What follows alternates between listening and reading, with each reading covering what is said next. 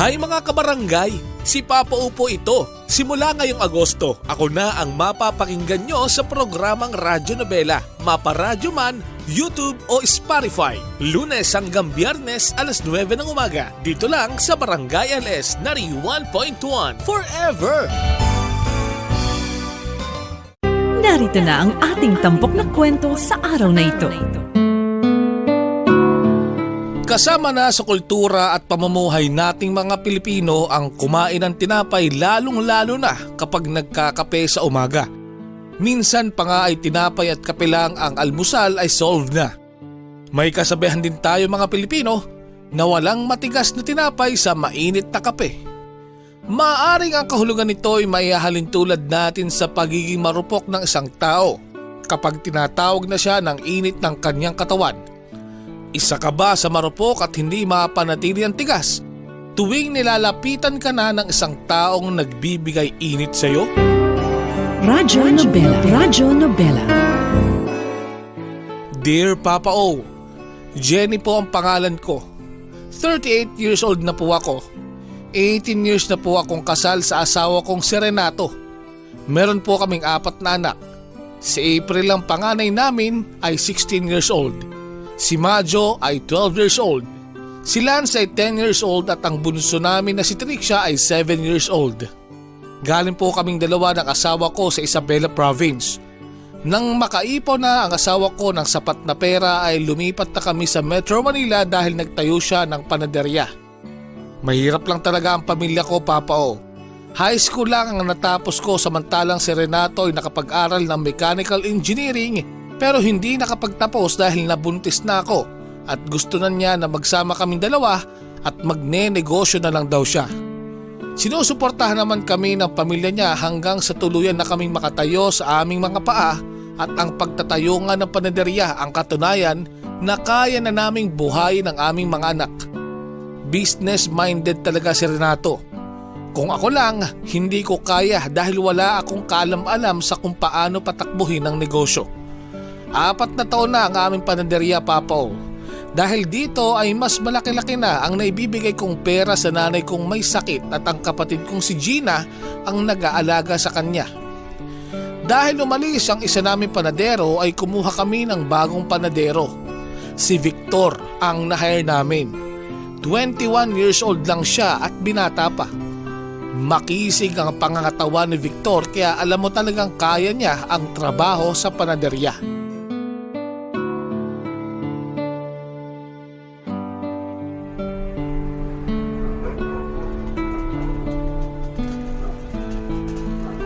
Maging maingat ka dito, lalo sa mga makina. Marami nang kanayang kamayan kasi hindi nag-iingat habang minamasang ginagawang tinapay. Okay po, Sir Renato. Maingat naman po ako. Dapat lang, Victor. Ito palang asawa ko si Jenny. Kumusta? Ayos naman po, salamat po. Siya ang bahala sa sweldo mo at mga cash advance. Pero sana hintayin mo ang araw ng sahod. Minsan kapag na-cash advance sa lahat ng sahod, tatamad-tamad na mga panadero. Ayoko yon. Ayoko sa tamad. Opo, hindi naman po ako tamad, sir. Meron naman kayong quarter.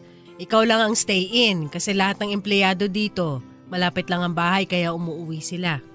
Mas mainam na rin na dito ka na matulog para meron magbabantay dito sa panaderya. Marami na ring masasamang loob. Tuwing Sabado ang day off mo, pwede kang umuwi ng Cavite. Dito na lang po ako. Ganun ba? Libre ang pagkain mo dito kaya wala kang ibang aalalahanin. Mag-ipon ka. Opo, salamat po. Gamitin mo yung mga braso mo sa pagmasa ng tinapay, ha? Tingin ko malakas ka. Oo naman po, malakas po ako. Hello? Gina? Victor, sandali lang ha, kakausapin ko lang kapatid ko. Sige Han, usapin mo na. Ano yun, Gina? Ate, kailan ka magpapadala ng pera? Wala na kaming pera dito eh. Alam mo naman si nanay, maraming hinihingi. Tsaka yung pambili din ng mga gamot niya. Mamaya, magpapadala ako. Sige ate, hintayin ko na lang text mo ah. Magtipid din kayo, Gina. Nagtitipid naman po. Parang hindi ko nararamdaman eh. Ate naman, hindi ko naman ginagalaw yung pera. Para yung kay nanay, alam ko. Huwag ka magalit. Basta mamaya magpapadala ko. Kumusta ang nanay? Masungit na. Matanda na nga siya talaga. Pagpasensyahan mo na ang kasungitan ni nanay. Inalagaan naman niya tayo ng mga bata pa tayo, kaya tayo naman ngayon ang mag-aalaga sa kanya. Minsan kasi nakakainis na eh. Pero tama ka naman, hindi naman tayo lalaki kung pinabayaan tayo ng nanay nung mga bata pa tayo. Gina, sandali may bago kasi kaming panadero. Kailangan ko pa i-orient dito. O sige ate, salamat ha. Bye! Hello, Mama, Papa. Oh, bakit ang aga mong umuwi, April? Wala pong pasok kasi absent yung teacher namin. May lagnat pala. April, magpalit ka na agad. Samahan mo ako sa labas. Magpapadala ako ng pera sa lola mo. Si Mama naman ang init sa labas eh. Galing na ako sa init, ikaw na lang. Batang to. Siya na ba yung bagong panadero natin? Victor po. Opo, ako ang bagong panadero. Hello. Si April, anak namin. Magpalit ka na, April. At nang makalis na kayo ng mama mo. Ano ba yan? Sige na nga.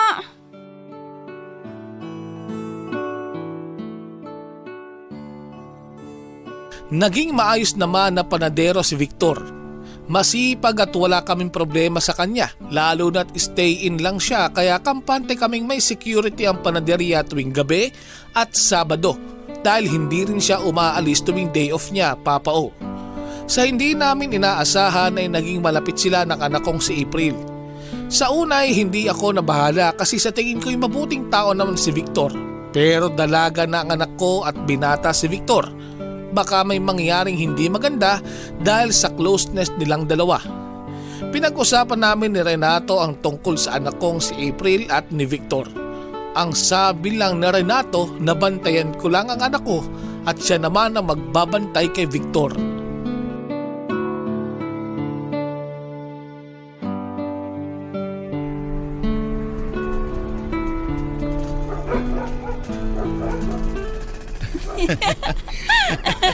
Nakakatawa ka talaga, Kuya Victor. Meron pa akong joke.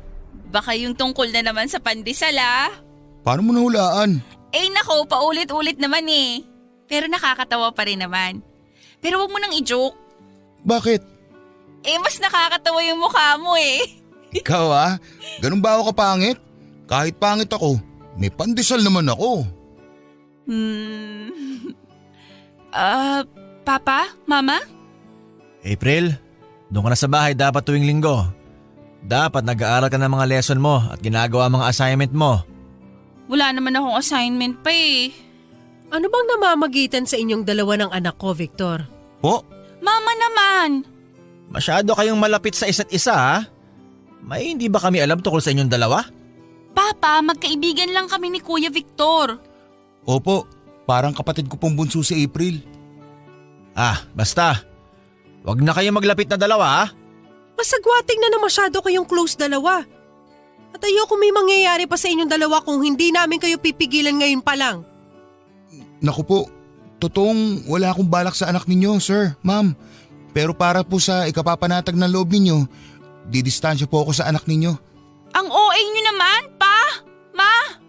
Hindi ba pwedeng friends lang kami ni Kuya Victor? Huwag maging pilosopo, April! Doon na tayo sa loob ng bahay. Dapat hindi ka na nagpupunta dito sa panaderya kasi hindi ka naman namin pinapatulong ng papa mo dito. Balik ka na sa trabaho mo, Victor. Sa oras na may malaman akong hindi maganda, tiyak, tanggal ka dito sa panaderya. Opo, sir. Pasensya na po. Ang KJ naman ng mga magulang ko! KJ ka dyan. Pasok na sa bahay.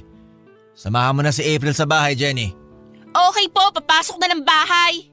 Huwag maglande sa kahit sino dyan. Dapat maging maingat ka naman, April. Hindi ka na bata. Dalaga ka na. Mayos ka na. Mama naman, landi agad ang nasa isip nyo. Tama lang naman po na protektahan ko ang anak ko, Papa O. Sa tingin ko hindi mahirap na magustuhan si Victor dahil may itsura nga ito. At parang malamatsete ang pagkaukit ng katawan nito. Maganda ang katawan ni Victor. Ang kanyang mga braso ay tama lang ang laki. Mahilig si Victor magsuot ng sleeveless kaya kitang-kita ang hulma ng katawan niya. Bilang mga magulang ay gusto namin na maging maayos ang buhay ni April. 16 years old pa lamang siya.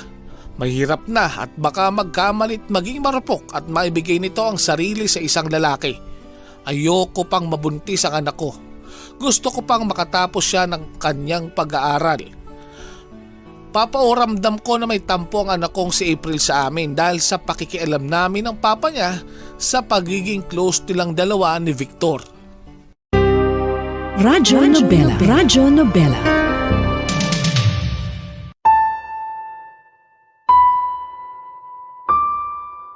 Napapansin ko ang iniiwasan na ni April ang panaderong si Victor dahil takot siyang mapagalitan namin siya ulit ng papa niya. Tuloy pa rin ang pagtatrabaho ni Victor sa amin, Papa O, dahil sabi nga niya sa amin na hindi niya naman gusto ang anak naming si April dahil masyado pa itong bata. Naniniwala naman ako sa kanya at siya nga ay wala ang balak sa anak namin. Ilang beses ko nang nahuhuli si Victor na hinuhubad niya ang kanyang damit dahil sa pawis at kitang-kita nga ang malapandesal niyang abs.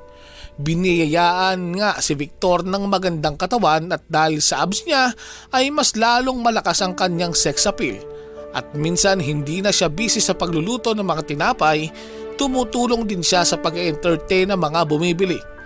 Kadalasan ay nagtitilian talaga ang mga babae sa kanya dahil nga sa may itsura naman si Victor at maganda pa talaga ang katawan niya.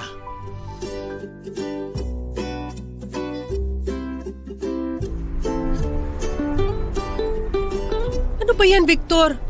Binibilad mo talaga yung katawan mo. Magbihis ka nga. Pasensya na po, Ma'am Jenny.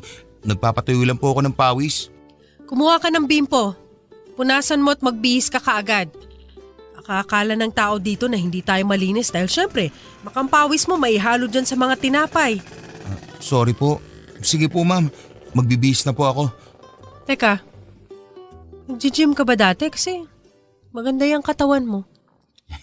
Buhat-buhat lang po, Ma'am. Tapos push-up, ganun. Sige na, magpalit ka na. Okay po.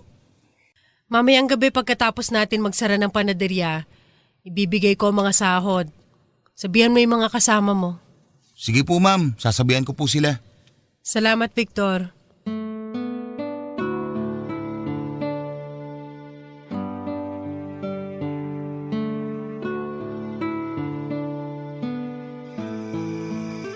Ito ang sahod mo. Ayan lang ang sahod mo ngayon. Dapat hindi ka masyado nag-CA para malaki ang makukuha mo. Alam mo naman ma'am, may pamilya na eh. Hindi talaga maiwasan na marami talagang pangangailangan. Sige. Pero dapat sa pamilya talaga yung mapupunta ang sahod mo ha. Baka pang inom mo lang yan. Hindi naman po ma'am. Ay, salamat po ma'am. Mauna na ho ako. Magsarado na kayo, kunin nyo na dito ang sahod nyo. Eto ang sayo. Salamat po, Ma'am Jenny.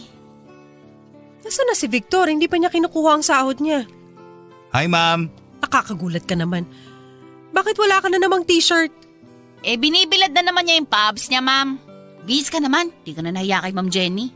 Nasa labahan po kasi mga t-shirt ko, Ma'am. Bukas ko pa po lalaban. Gabi na naman wala na mga tao. Sus! Gusto mo lahat ng babae titingin dyan sa papandisal mo na yan. May sarili kasing panaderya yang si Victor, Ma'am. Ikaw talaga. Sa wala nga ako maisuot Binabad ko para lalaban ko bukas. O sige na nga.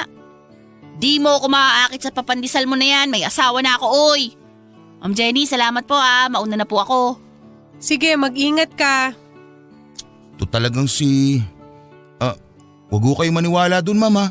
Nasa labahan ho talaga yung mga t-shirt ko Eto ng sahod mo. Okay lang yan. Maganda naman ang katawan mo. Salamat po. Parang ang mga matitigas na pandesal yung abs mo, Victor. Maalaga ka sa katawan mo, no? Siyempre naman po, Ma'am. Paano tayo mag-aalaga ng ibang tao kung hindi natin maalagaan ang sarili natin? Tama nga naman.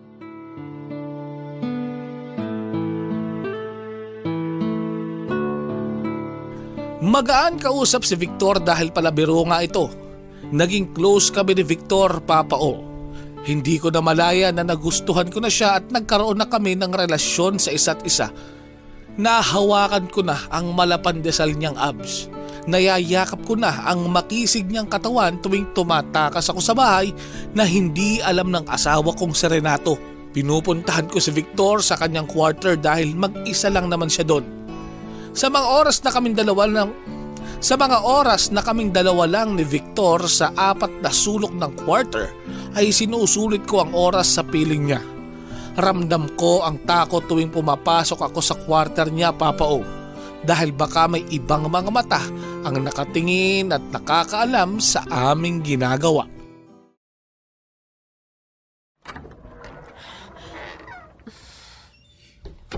Sigurado ka bang wala nakakita sa'yo? Sigurado ko. Tulog na rin ang asawa ko.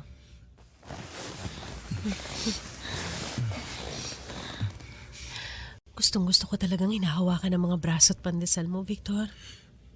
Hindi ko lubos maisip na magkakaroon tayo ng ganitong relasyon. Ano ka ba? Nabighani mo ako sa mga papandesal mo, tsaka mabait ka at maginoo. Feeling ko parang Diyosa ako sa tabi mo. Napapainit mo ang gabi ko, Victor. Si Renato mo, hindi na kami nagsisiping. Busy siya sa negosyo, lalo na't meron na naman kaming panibagong branch ng panaderia. Siya na nagbabantay doon sa kabila.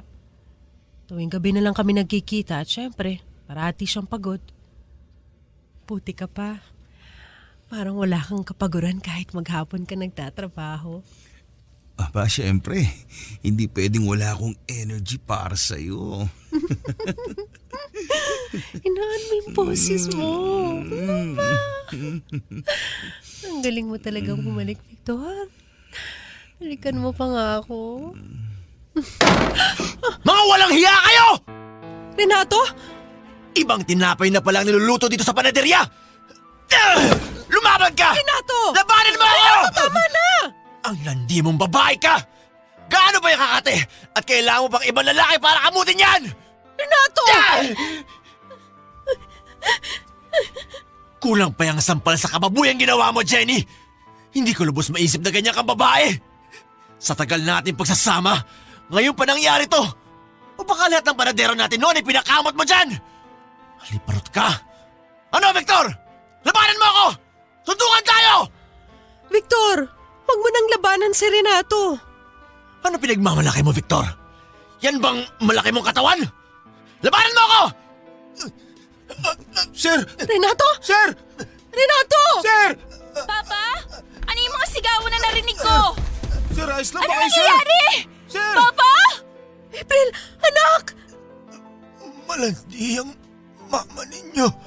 Papa! Renato! Papa! Dali natin si Papa sa ospital! Papa! Renato! Ano bang nagawa ko? Anong ginawa niya sa Papa ko? Papa!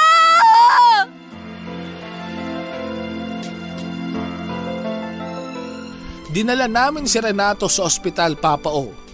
Inatake siya sa puso dahil sa nadiskubre niya sa aming dalawa ni Victor. Hindi ko alam kung ano ang gagawin ko. Galit na galit si April sa akin. Galit ang mga anak ko sa akin. Pumunta agad ang mga biyenan ko, Papa O. Wala akong mukhang maiharap sa kanila. Sabi ng ina ni Renato sa akin ay mabuti pang layuan ko na lang ang anak niya dahil hindi niya matanggap na ang asawa ng anak niya ay malanding babae. Mabuti at nakarecover si Renato pero nagkaroon siya ng stroke. Ang hindi mabuti ay ayaw na akong tanggapin ni Renato. Paano na ako?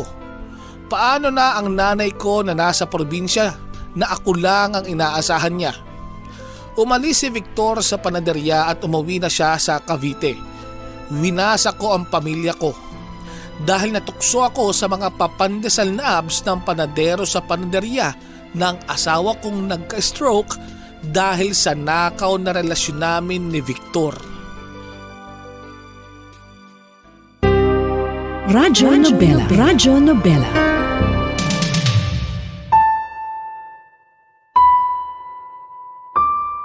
Hindi ko na alam kung ano ang gagawin ko, Papa O.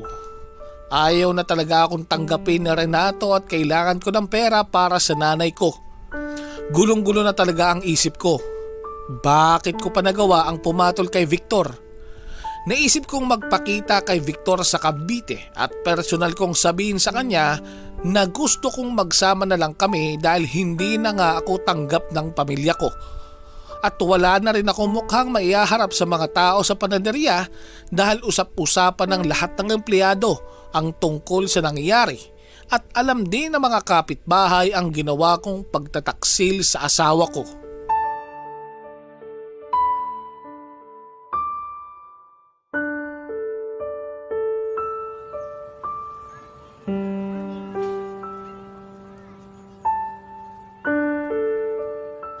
Victor, magsama na lang tayo. Ano? Magsama na tayo. Wala na akong mauuwi ang pamilya. Tuluyan na akong hiniwalayan na Renato. Jenny, sorry pero paano tayo magsasama? Wala naman ako ibubuhay sa'yo. At saka gusto kong bumuo talaga ng pamilya. Anong pamilya? Ibig mong sabihin hindi mo naisip na bubuo tayo ng pamilya natin? May asawa kang tao, Jenny. Nagawa natin yun kasi pang-alis-init ng mga katawan natin. Hindi naman seryoso yung relasyon natin. Panakaw nga eh. Para lang yung sa ano. Hindi mo man lang ba ako minahal? Anong mahal yung pinagsasabi mo? Init lang yun ng katawan. Nag-enjoy ka naman, di ba? Nahawakan mo ang braso ko. Ang pandesal ko. Sapat na yun. At saka, cargo de konsensya o nangyari kay Sir Renato. Mabait ang asawa mo, Jenny. Hindi dapat ganun na nangyari sa kanya. Kahit sinapak niya ako, alam kong mabait pa rin si Sir. May pagkakataon pa siguro. Bumalik ka na sa kanya. Anong makukuha mo sa akin kung magsasama tayo? Gusto ko yung walang sabit ang paikisamahan ko. At hindi ikaw yun. Tama na yung pagkakamali natin, no? Ano ba itong nagawa ko? Hello? Gina? Ate, nabalitaan namin na nangyari. Kumalat na dito sa atin na nahuli ka daw na may lalaki. Tama ba ako, ate? Ano? Ate, totoo ba? Ate, paano na si nanay? Paano na yung mga gamot ni nanay? Ate naman, bakit mo naman ginawa yun? Kung tatawag ka pare, sumbat sa akin kung bakit ko nagawa. Pwede bang wag mo na lang akong tawagan? Ate, Hindi ko alam kung bakit ko nagawa yun. Hahanap ako ng paraan para may maipadala ko sa inyo. Hahanap ako ng paraan. Gina, mangako ka. Wag na wag mo ipapaalam sa nanay yan tungkol dito. Tsaka, iwalay na kami ni Renato. paano ka ngayon? Yung mga bata? Hindi ko alam. Bukas, babalik ako sa bahay. Pupuntahan ko sila. Pupuntahan ko yung mga anak ko. Magmamakaawa ko sa kanila. Ate naman. Gina, gano'n na ba karami mga nakakaalam dyan? Halos lahat ng tao alam na. Si nanay na lang siguro ang hindi pa nakakaalam. Ano ba itong nagawa ko? Ano pa bang mukhang iharap ko dyan? Totoo bang sabi nila na isang panadero yung nakarelasyon mo?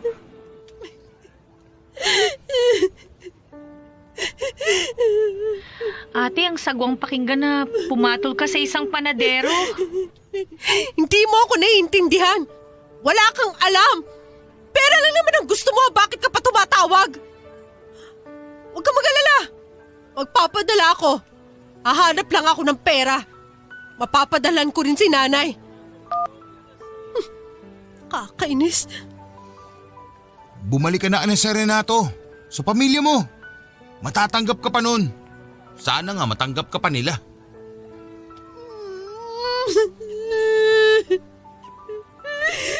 Kakainis. Bakit pa nangyari lahat ng to?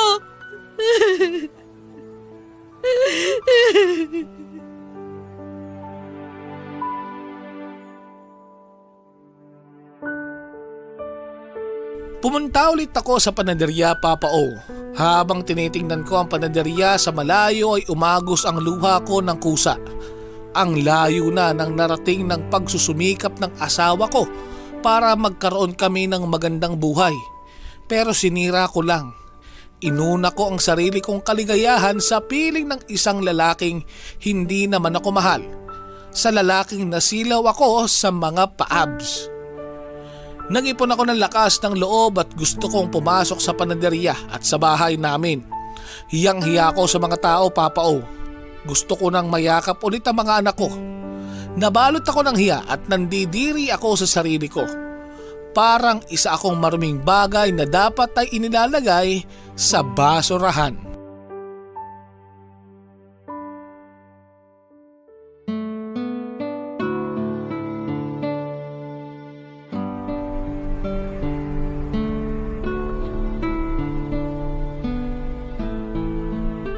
Teka, si Ma'am Jenny ba yun?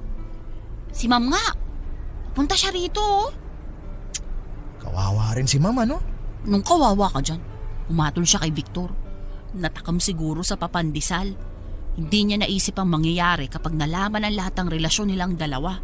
Kaya tignan mo, Ito naman, parang hindi ka babae. Dapat nga kampihan mo si Ma'am eh. tsura nito.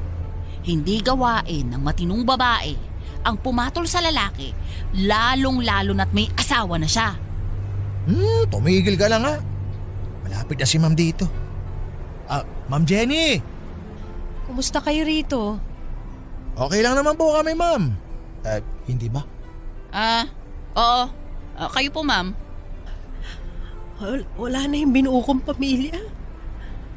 Bakit pa ako nagkagusto dun sa Victor na yun? Naku, Ma'am. Subukan nyo na lang ho ulit na puntahan ng pamilya ninyo. Wag ho kayong sumuko. Nasa loob lang naman ho sila ng bahay ninyo.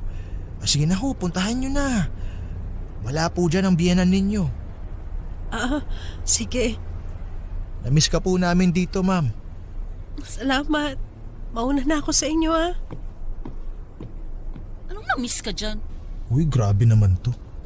Wala, malandi yan.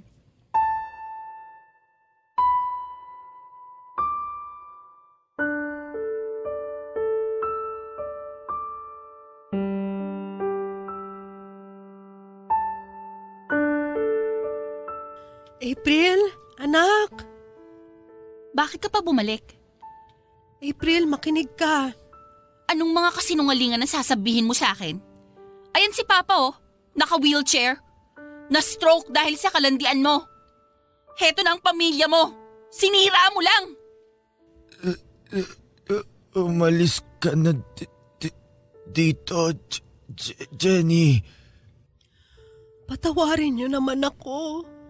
Narinig mo naman ang sinabi ni Papa, di ba? Alam ko nagkamali ako. Buti alam mo, Ma. Ang sakit-sakit para sa amin ang ginawa ninyo. Nagmamakaawa ako. Gusto ko nang bumalik dito. Ikaw pa tong nagsabi sa akin na huwag ako maglalandi. Pero ikaw pala tong makatipa sa higad. Wala kang kwentang ina. Ipinagpalit mo kaming pamilya mo dun sa lalaking yon.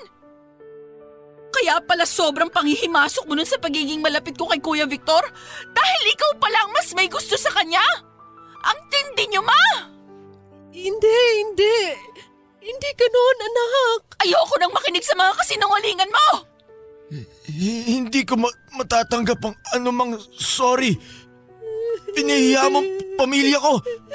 Pinahiya mo kami. Umalis ka na. Anak! Umalis ka na! Renato! Ano yung paluhod-luhod nyo? Hindi na yan uubra! Sinira mo ng lahat! Lumayas ka! Layas! Anak! Wala akong ina na malandi! Ang sakit na marinig ang mga salita na galing mismo sa bibig ng anak ko, Papa O. Kung maibabalik ko lang sana ang oras, ay hindi ko na sana ginawa ang lihim na pakikipagrelasyon kay Victor. Kung alam ko lang na hahantong sa ganito ay hindi ko na sana tinanggap si Victor bilang panadero sa aming panaderya. Nasa huli talaga ang pagsisisi at sobrang nagsisisi ako hanggang sa ngayon. Dahil wala akong perang mapagkunan at nahihiya akong bumalik sa probinsya, ay namasukan na lang muna ako bilang katulong. Isang mabigat na pangyayari sa akin ay namatay ang ina ko dahil wala na siyang mainom na maintenance niyang gamot. Sobrang sising-sisi ako sa lahat ng nagawa ko. Umaasa ako na balang araw ay magkakaayos pa rin kami ni Renato ng mga anak ko, lalong-lalo na ni April. Hanggang dito na lang, Papo, at maraming salamat po sa pagbasa nyo ng aking liham. Ako po ang inyong kapuso at kabarangay forever, Jenny.